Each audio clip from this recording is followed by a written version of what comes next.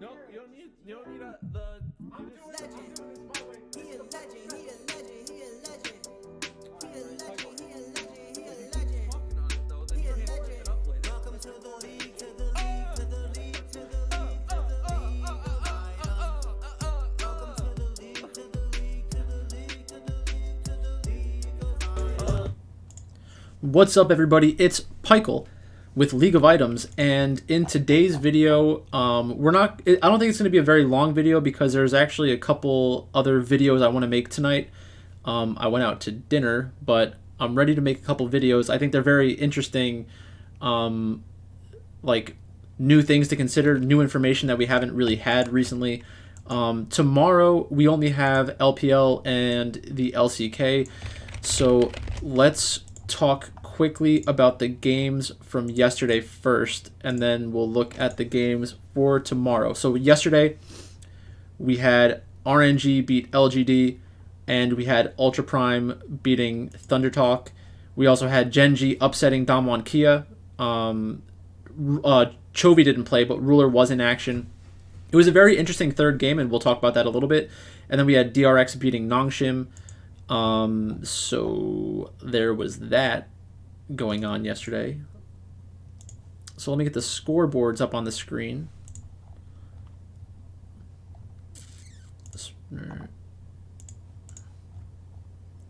So first up, we're in the LPL. I think we're like week 8. Okay.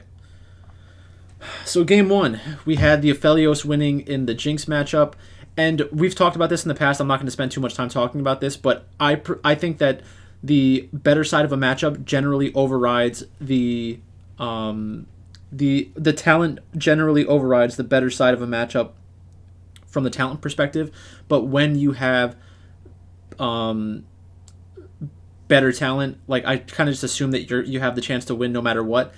My problem with giving away things like Jinx is that you give the other team more a higher percent chance to win than they would otherwise have. So I was definitely all over Ultra Prime yesterday in terms of thinking that they would win, but at the same time you kind of have to know that they're a bad enough team where they can drop a single game against somebody, but you don't really feel like they're going to lose the entire set. So the Jinx lost 2 out of 3 games, which is interesting. We see some lethality, Xayah, and that's not the only one that we would see yesterday. Jinx beating Aphelios, Aphelios beating Jinx. RNG with the 2-0 over LGD, not surprising at all. The most interesting game was in Korea last night, and I think it was the...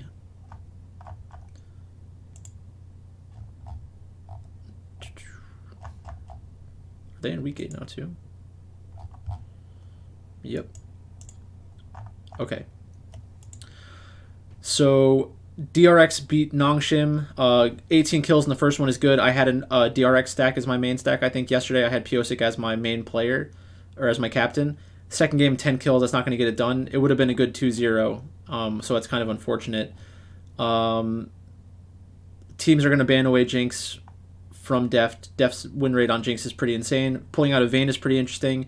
We saw a decent amount of Renata yesterday as well. At least 2 matches. I think they might have been played in the LPL as well.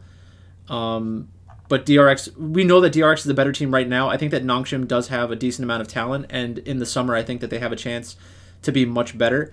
The one concern is Ghost.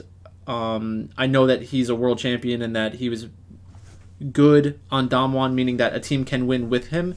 But you know, it just doesn't seem like a good fit. They need more of a late game style player, a true hyper carry on Nongshim, and I think they'd be much better. And then in the Genji against Damwon game, Ophelia was in instead of Chovy because of COVID. Doran on the Jace had a good game 1 in terms of impacting the game, but didn't have a great scoreline. Peanut only won with 10 or more assists on the team, so low kill participation in general from the rest of the team. But you know, Aphelios is a very good champion, and sometimes it doesn't seem like that because he's always losing against Jinx. But against champions like Xayah, he has a chance to kind of remind people how good he is. Even though Xayah has like outs to win that matchup in terms of like applying earlier pressure and stuff like that. Damwon in game 2 pulled out the Ezreal, so Ezreal against Jinx is a good matchup for the Ezreal when you can put pressure on the Jinx by outranging her with the Ezreal. But she still always has the opportunity to kind of just go insane in a team fight. It's a good team composition from Damwon though. Camille is relatively tanky. She's not a tank, but she's relatively tanky. Same thing with Xin Zhao. Same thing with Ryze. Ezreal to a lesser extent, but he went Zanya's Shattered Queen with Mirror Mana, Essence Reaver, and Cyrilda's. So that's an interesting build. We might see some more Ezreal as a response to Jinx because of builds like that. But game 3, this is the one I wanted to pay attention to because Damwon, people were talking about Damwon as if they definitely should have won this game because they had Jinx against a Xayah. The problem with Damwon's team composition, and we talk about this a decent amount in terms of consistent damage versus burst damage, Nidalee and Ahri are 2 good champions, but they are 2 burst champions. They're not going to do as much sustained damage during a team fight, and their range is a disadvantage, or their lack of range is a disadvantage. If you want to understand if you want to appreciate League of Legends more and kind of see the nuance about how teams interact with one another, you need 2 different style of team compositions that aren't like the generic team compositions, and you need teams that can execute them well. Even when Damwon was losing in game 3, they were playing to their win conditions, and it looked a little sloppy sometimes. Like Nidalee was just continuously chucking spears, and Showmaker was looking for flank angles and trying to get up into the enemy team, but he would get exploded just a couple of times, which is obviously bad in the sense that you don't want your player dying. But that's the reason why people play Xayah, why they play Jace, is because you have the chance to explode these squishier champions. Just because you have Sion doesn't mean that Genji's going to hit the wall where they can no longer kill your front line. If you had a tankier jungle or a tankier mid laner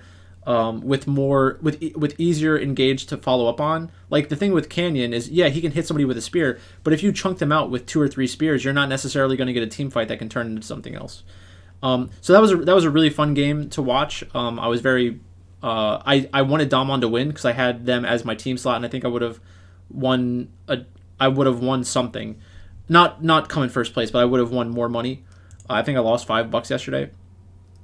But it was a good game to watch, and those are the matchups that we really appreciate League of Legends for. At least that's what I appreciate League of Legends for. So let's go to tomorrow's games. Did I just do 2? Uh-oh. So spring. Tomorrow we have Invictus Gaming against World Elite. I don't know who's starting, but that sounds like a good World Elite spot if you ask me. Let me see if I can get the...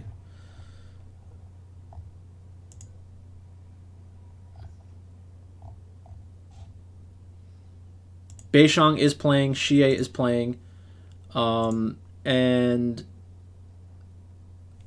World Elite recently took a game off of FPX.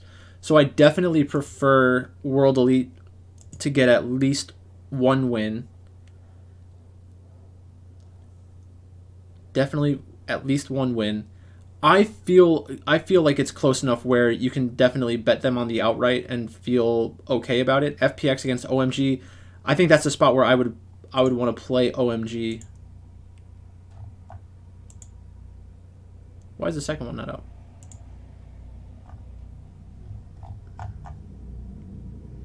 Oh, OMG needs to... Oh, yeah, OMG's match got canceled or postponed. So we have 3 matches tomorrow. Okay. Well, whenever OMG plays FPX, I'll be fine with that. I'm surprised they didn't just play it online. And then we have Fred Brion against Live Sandbox and Homalife against KT Rolster. I definitely prefer the KT Rolster side. I think that they have pretty good talent. Fred Brion against Sandbox. I don't have a good feeling for either one of those teams. And that's all I have for you in this video because I want to get my other videos out. They're much more interesting and they're kind of on my mind right now. So I'm going to go do that. I'll release one of those today, and I'll probably release one of those tomorrow. But before I go, I wanted to remind you about my partnership with Thrive Fantasy. So if you use the promo code PIKEL, you get 2 $20 contest entries with a $10 deposit.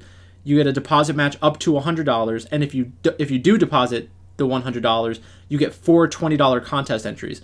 So that's a pretty good deal. I'm still trying to get to 1,000 subscribers on YouTube. I want to get 50 people signed up through Thrive Fantasy. Right now we're at about 7. So once we hit those 2 thresholds, I'm going to make Discord free for everybody. So if you're watching this video and you appreciate this content and you're looking for a way to support the channel, do some of those things. Sign up for Thrive Fantasy, do the deposit, play in a contest, subscribe on YouTube. That's all I ask. Well, you don't have to do... Yes, that's all I ask. So thanks for watching, and I'll talk to you later.